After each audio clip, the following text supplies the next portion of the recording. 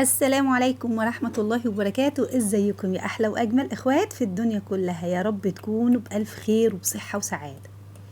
النهاردة مع بعض في الفيديو هنعمل الايس كوفي بطريقة سهلة جدا وكمان صحية قوي، هتعجبكم جدا جدا. بعد ما الفيديو ده هيخلص هتقومي فورا تعمليه. بس قبل ما نبدأ الفيديو بتاعنا هنصلي على الرسول صلى الله عليه وسلم. اللهم صل وسلم وبارك عليك يا سيدي يا رسول الله. ما تنسوش تدعوا لاخواتنا في غزة وفلسطين ان ربنا ينصرهم ويثبتهم ويقويهم. ويلا نبدأ في الوصفة على طول.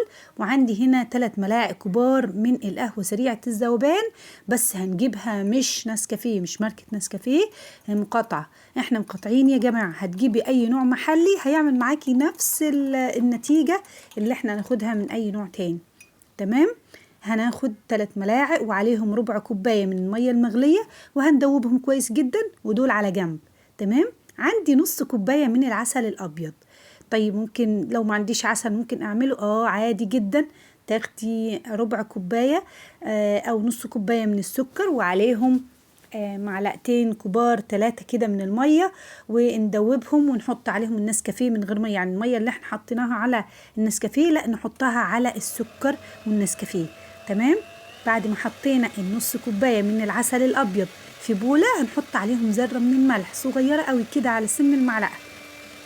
تمام. وهنضربهم بالمضرب الكهربائي معانا زي ما انتم شايفين، مش هينفع مضرب يدوي خالص. شايفين المراحل؟ كل دقيقة ما تعدي اصور لكم ايه اللي وصلت له. ما يبقى كده فومي ويبقى العسل لونه ابيض خالص وخف بقى فيه فوم زي ما انتم شايفين كريمي كده. تمام.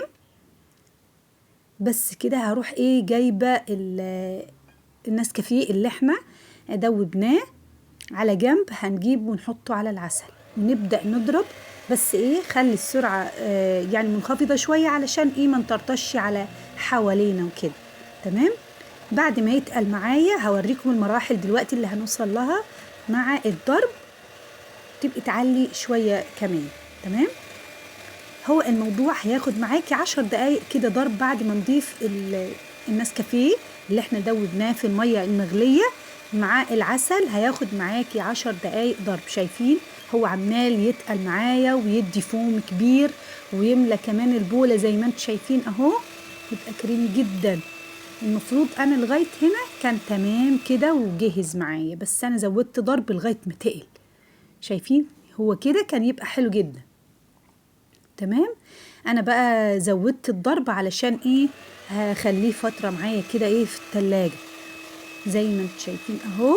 بقى كريمي جدا وتقيل وملى البولة ما شاء الله. هتعملي احلى ايس كوفي من احسن من اكبر الكافيهات بجد. حاجة كده تحفة. وهنعمل برضو من نفس الوصفة الكابتشينو او النسكافيه بتاع الكافيهات الرائع اللي بيبقى كده بفوم كبير على الوش، وهنعمله في البيت وهيفضل معاكي فترة طويلة. وزي ما انتم شايفين عملنا كمية كبيرة قوي هتكفيكي وتكفي العيلة وتفضل كذا يوم كمان. تمام. شايفين تقيل ازاي؟ كل ما ضربتي ازيد او اكتر هتلاقيه تقل معاكي اكتر. هنجيب البرطمان بتاعنا وهناخد الكريم الرائع اللي احنا عملناه وهنحطه في البرطمان. تمام.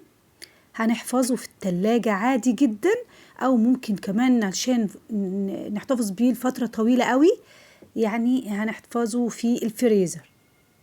تمام.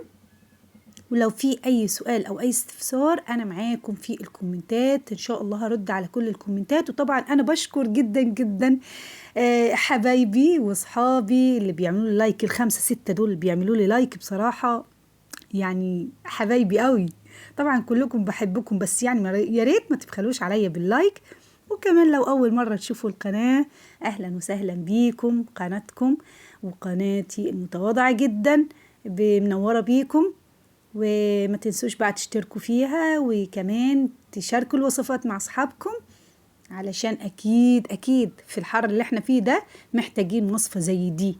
الايس كوفي يا جماعة بتاع الكافيهات بدل ما تروحي تشربيه بره وبالشيء الفلاني بقى، لا احنا هنعمله بكل سهولة في البيت. بس زي ما انتم شايفينه بطريقة صحية جدا. عاوزة اقول لكم كمان الطريقة دي مش بتاعتي، الطريقة دي بتاعت سالي فؤاد، احلى شيف في الدنيا سالي فؤاد. بجد بشكرك على الوصفة الجميلة دي. انا كنت فعلا بعملها بالسكر، لكن الطريقة الصحية اللي هي بالعسل الابيض بصراحة تطلع تحفة قوي قوي. تمام، وهيحتفظ بالفوم اكتر من السكر. بس كده هناخد كوباية حلوة نحط فيها التلج بتاعنا، واللبن بيكون ساقع، ونحط عليها معلقتين كبار كده او زي ما انت عاوزة حسب رغبتك. طبعا بما اننا ضايفين العسل مع الوصفة فمش هنحط سكر خالص، هو كده مسكر زي الفل.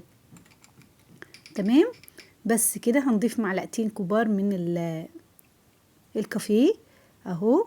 تمام، زي ما انت عاوزة. هتلاقي الكمية كبيرة عندك وما شاء الله. يعني لو جبتي كيس او علبة من النسكافيه اللي طبعا مش مقاطعة، تمام، نسكافيه محلي يكون موجود في السوق، هيعمل معاكي نفس النتيجة عادي جدا. تمام، هيفضل معاكي فترة طويلة قوي، وتعملي ساخن وبارد. تمام، وهيكفي العيلة وهيكفي الأصحاب والضيوف، كل اللي يجي عندك تقدري تعملي له كذا مرة. بجد حاجة كده تحفة. تمام، زي ما انتم شايفين اهو. طبعا طالبين مني كوباية شوب كبيرة كده، فايه ما حدش بصراحة يقدر يقاوم الطعم اللذيذ جدا ده. بس هتدوبيه كده زي شايفين كل ما شاء الله. ما تسيبيه كده في الكوبايه بيعمل فوم، هو كبير ويبقى كريمي اكتر. تمام، ويفك. يعني هو مش بيفك قوي علشان بس التلج، لكن لو انت هتحطي دلوقتي لبن ساخن او هتعمليه كابتشينو او نسكافيه بتاع الكافيهات هتلاقيه بيفك معاكي بسرعه. عندي اهو ده عمل، ده كيلو يا جماعه، البرطمان ده كبير قوي اللي هو الكيلو او 900 جرام. فملهولي ما شاء الله. وكمان يعني هتحطيه في الفريزر هيفضل معاكي فترة طويلة قوي. من مقادير يعني قليلة مش كتيرة بصراحة. يعني أنا شايفة هم معلقتين 3 بجد طعمه تحفة تحفة قوي. معلقتين 3 من النسكافيه عملوا لي كيلو ونص كوباية من العسل. هي سالي حطت كوباية كاملة من العسل، لكن أنا بقول يعني 3 ملاعق الكبار ماشي بملعقة الأكل نسكافيه، وربع كوباية من المية المغلية، وذرة الملح، هيعملوا معاكي الكمية دي كلها. تمام، شايفين؟ وده تاني يوم على فكرة. انا قلت ايه اروح كمان اعمل لكم بالمرة اللي هو ايه الكابتشينو او نسكافيه الكافيهات. زي ما شايفين حطيت معلقتين وعليهم إيه الحليب الساخن. بجد حاجة كده تحفة، وهم وبيفك بسرعة اهو مع الحليب الساخن. يعني شايفين؟ زودي زي ما انت عاوزة بقى وزكي الطعم، وحاجة كده تحفة مش هتشربوه من بره تاني خالص. ما شاء الله. تعالوا ندوق كده مع بعض. شايفين الفوم قد ايه؟ لا لا لا لازم ندوق مش هينفع. بس انا عاوزة ايه اوريلكم الرغوة وجمال النسكافيه. بجد حاجة كده تحفة. يلا مستنية ايه؟ قومي دلوقتي جربيه وقولوا لي ايه رأيك فيه، وربنا يحسن ما بين ايديكي. واشوفكم في وصفة جديدة، والسلام عليكم ورحمة الله وبركاته.